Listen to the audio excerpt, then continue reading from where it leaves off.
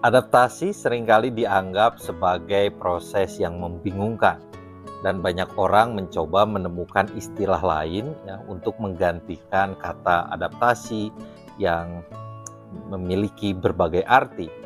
Meskipun demikian, kata ini tetap bertahan karena menggambarkan dua aspek penting ya, dia sebagai produk dan sebagai proses.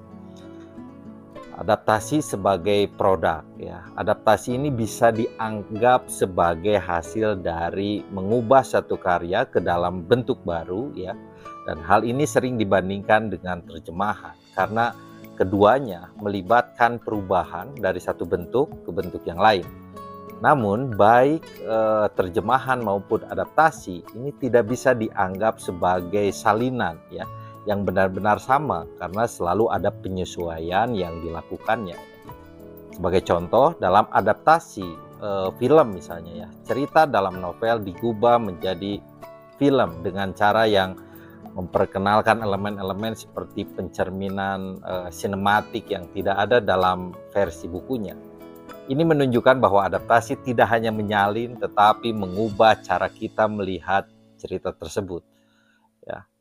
Lalu juga ada parafrase ya dalam adaptasi. Parafrase adalah bentuk adaptasi di mana sebuah karya ini disajikan dengan cara yang lebih bebas, meski tetap menghormati sumber aslinya ya.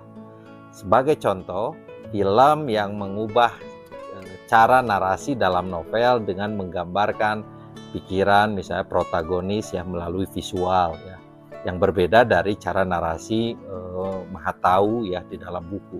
Ini adalah contoh bagaimana adaptasi bisa memperkenalkan gaya baru ya tanpa kehilangan esensi cerita. Yang selanjutnya adalah adaptasi sebagai proses kreasi dan interpretasi.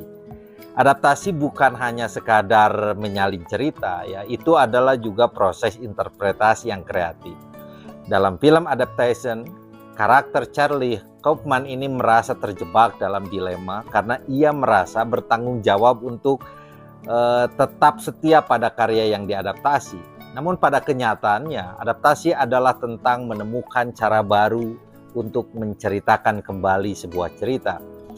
Misalnya, ada novel yang diadaptasi ke dalam film dan teater ya, memberikan pengalaman yang berbeda karena perbedaan mediumnya.